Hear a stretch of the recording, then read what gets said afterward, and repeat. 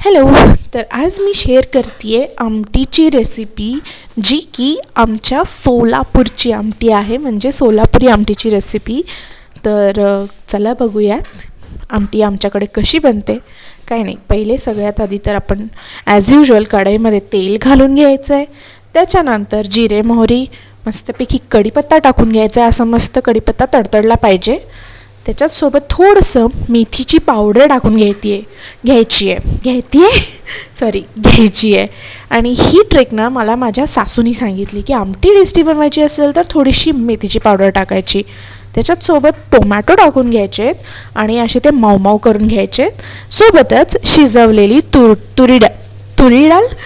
तुरीची डाळ, त्याच्यानंतर तिखट, मीठ आणि आपला घरचा मसाला.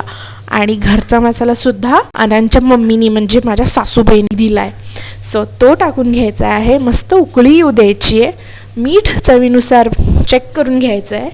आणि मग मस्त फ्रेश कोथिंबीर टाकायची आहे. आणि तयार आहे आपली सोलापूरची आमटी. भाकरी आणि भातासोबत तर खूप टेस्टी लागते. चलो बाय.